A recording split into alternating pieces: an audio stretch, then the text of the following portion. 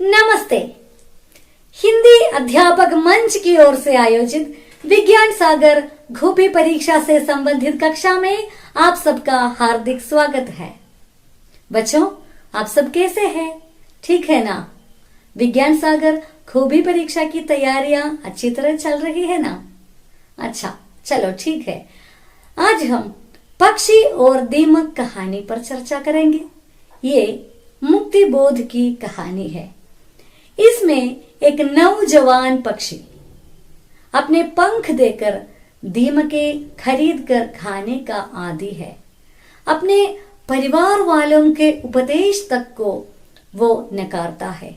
गाड़ी वाले से रोज अपने पंख देकर दीमकें खरीद कर खाता रहता है। अंत में सब पंख नष्ट होता है। तब वो विवश हो जाता है। दीमकों को इकट्ठा करके गाड़ी वाले से पंख लेने का प्रयास करता है, लेकिन वो विफल हो जाता है। अंत में एक काली बिल्ली की चपेट में आ जाता है। सब कुछ नष्ट होता है। पक्षी को अपना अस्तित्व भी नष्ट होता है। देखो बच्चों, कॉर्पोरेट हमें लूट रहे हैं। कई विज्ञापनों के जरिए हमारे सामने कई प्रलोभन प्रस्तुत करते हैं वे।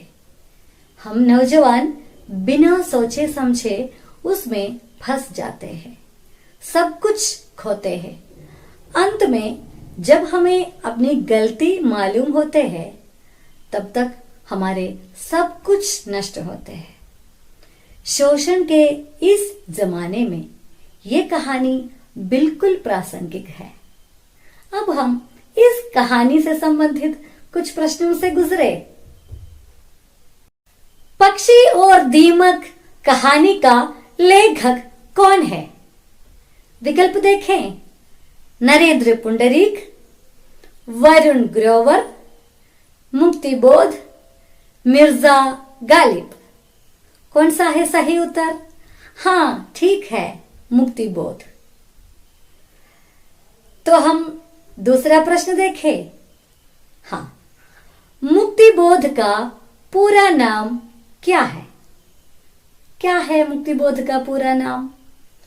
ऑप्शंस देखें। गजानन मुक्तिबोध, माधव मुक्तिबोध, नरेंद्र मुक्तिबोध, गजानन माधव मुक्तिबोध। हाँ, ठीक है, गजानन माधव मुक्तिबोध। अगला प्रश्न देखें।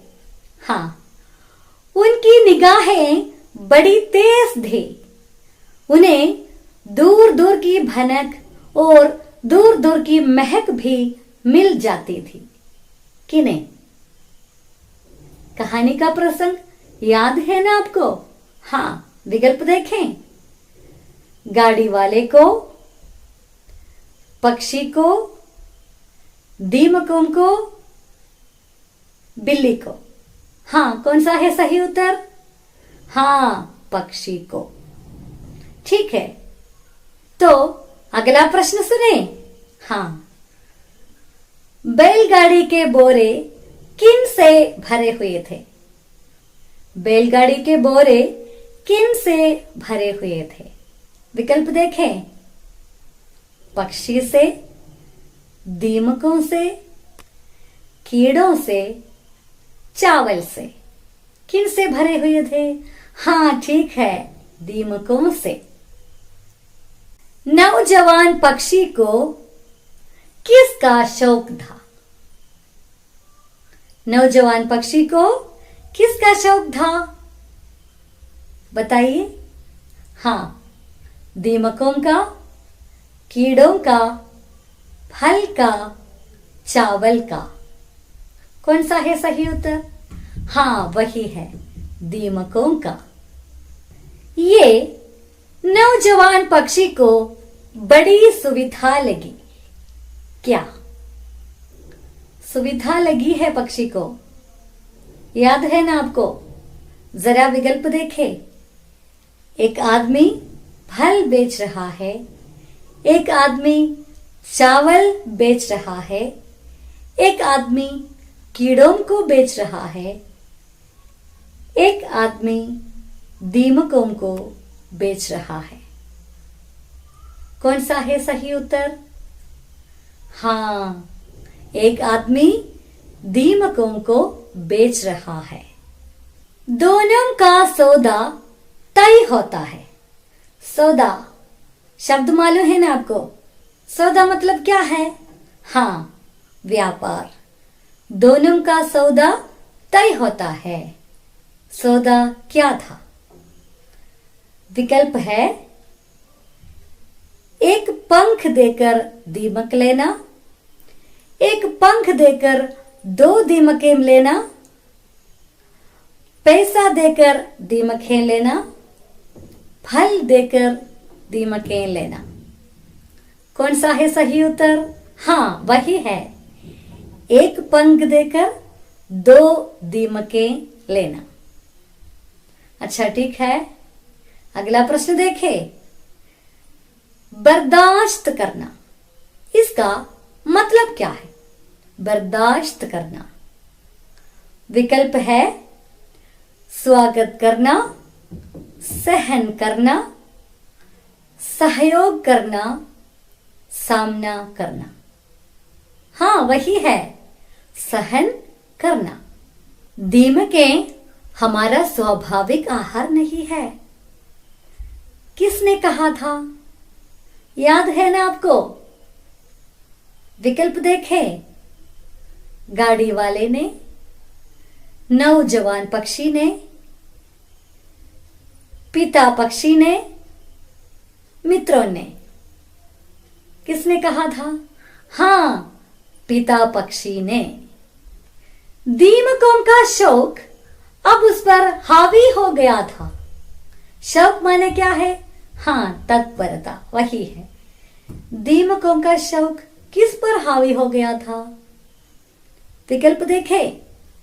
पिता पक्षी पर, गाड़ी वाले पर, नौजवान पक्षी पर, बिल्ली पर। सही उत्तर है नौजवान पक्षी पर। अगला प्रश्न देखें। वो मूर्खों का काम है क्या? आपको याद है ना? प्रसंग याद है ना आपको? हाँ, नौजवान पक्षी सोच रहा है अब ये मूर्खों का काम है। क्या है? ऑप्शंस है तैरना, दौड़ना, चलना, आकाश में उड़ना। कौन सा है सही उत्तर? आकाश में उड़ना। मैं दीमकों के बदले पंख लेता हूं, पंख के बदले दीमक नहीं। कौन? विकल्प है नौजवान पक्षी, पिता पक्षी, गाड़ी वाला, मित्र। कौन सा है सही उत्तर? गाड़ी वाला।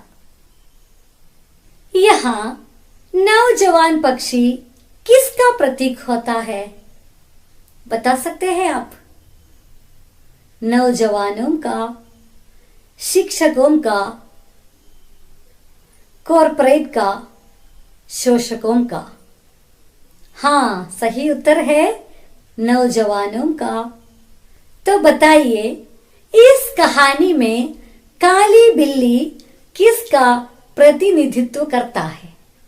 हाँ, नौजवानों का, कॉरपोरेट का, शोषकों का, व्यापारियों का। हाँ, वही है, शोषकों का। अगला प्रश्न है, ये विशेषता नौजवान पक्षी के लिए सही नहीं है।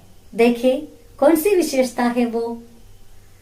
अलसतापूर्ण कार्य करना, बड़ों की बातों को बिना सूझबूझ के धिक्कारना, प्रलोभन से स्वयं बचा के रहना, तात्कालिक लाभ के लिए अस्तित्व नष्ट करना।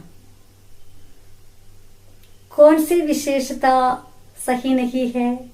हाँ, वही है, प्रलोभन से स्वयं बचा के रहना। अंतिम प्रश्न है, पक्षी और दीमक कहानी के अनुसार ये प्रस्ताव सही नहीं है। कौन सा है वो गलत प्रस्ताव? विकल्प देखें। नौजवान पक्षी अपनी गलतियों पर सफाई खोजता है। नौजवान पक्षी अपने खोए हुए अस्तित्व को फिर से पाने की कोशिश करता है। नौजवान पक्षी धोखेबाजी को समझकर निराश होता है। नौजवान पक्षी अपने पिता की बातों को मानता है। कौन सा है गलत प्रस्ताव इसमें? हाँ, आप अच्छी तरह जानते हैं। नौजवान पक्षी अपने पिता की बातों को मानता है, वही है गलत प्रस्ताव। तो बच्चों, अच्छी तरह कहानी का वाचन करें, दोस्तों के साथ चर्चा भी करें। विज्ञान सागर खूबी प्रतियोगिता के लिए तैयारियां करते रहिए। आपका विजय सुनिश्चित है। धन्यवाद।